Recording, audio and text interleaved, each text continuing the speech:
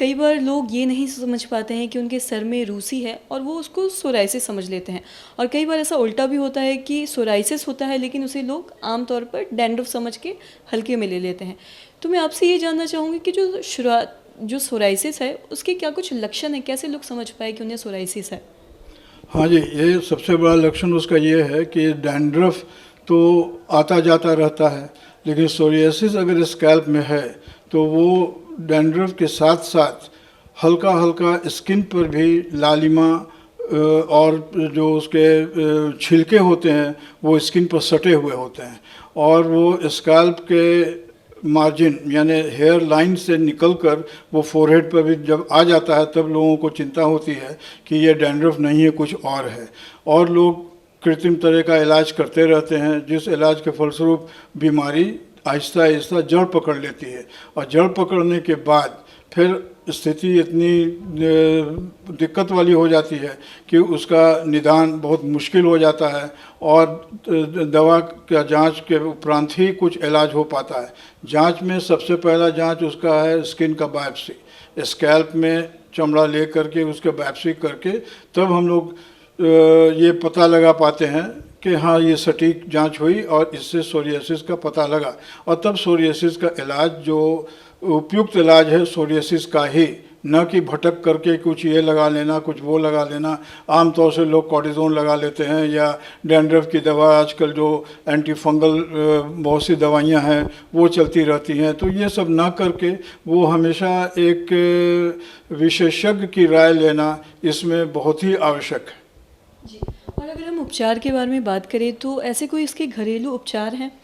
नहीं, सोरियासिस का कोई घरेलू उपचार नहीं है, बल्कि घरेलू उपचार के फलस्वरूप ये बीमारी और बद से बदतर हो जाती है। तेल लगाना ये सबसे बड़ा उपचार है, जो कि आजकल के समाज में ये बिल्कुल जिसको कहा जाता है कि इसकी मान्यता है ही नहीं है। तेल न लगाओ तो सही स्मार्ट लगोगे, और तेल लगाने पर चिपकू लगना या बाल सटा हुआ होना या देखने में अच्छा नहीं लगना, ये एक सोशल बैड इवेंट है जो कि हर घर में ये है। और स्कूलों में भी कभी कभी बच्चियां जाती हैं तो उनको भी वहाँ बताया जाता है कि तुम घर से तेल लगा के ना आओ। और ये कितना उल्टा है उस समय से कि जब हम लोग बच्चे थे तो घर में तेल लगा करके जाना ही पड़ता था, और नहीं तो स्कूल से नोट लिखा के आ जाता था कि आपका बच्चा अनटाइडी है, इसके सर में तेल नहीं है। तो इस तरह से तेल एक ऐसा उपचार है जो हानिकारक नहीं है, आप उसे लगा करके उससे लाभ उठा सकते हैं, कोई नुकसान नहीं। और घरेलू कोई उपचार नहीं है जिसे कहा जाए कि आप सोरियासिस अपनी समझ से सोरियासिस का इलाज कर रहे हैं घरेलू उपचार से, ये गलत है। जी, और कई बार लोग डैंड्रफ कम करने के लिए सर में कपूर का भी इस्तेमाल करते हैं, तो इसका कोई मतलब हानिकारक इससे हो सकता है क्या हमारे सर पे? नहीं, कपूर तो मेंथॉल है, इसका कोई हानिकारक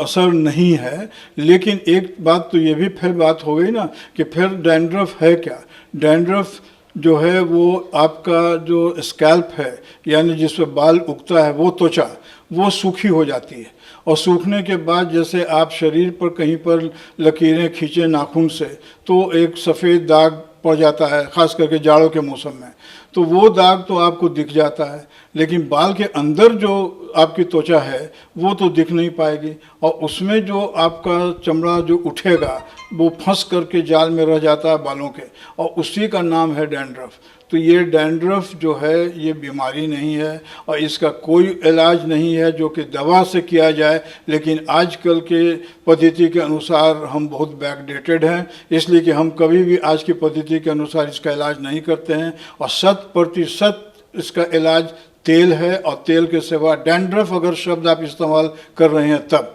डैंड्रफ, इसका दो सेबोरिया इसको कहते हैं। तो सेबोरिया का दो रूप होता है, एक सिक्का यानी ड्राई जिसे हम लोग डैंड्रफ कहते हैं, और दूसरा ग्रीजिया जो सेबोरिक डर्माटाइटिस है। उसमें बहुत सारी बातें आती हैं जो कि डैंड्रफ से बिल्कुल अलग हैं।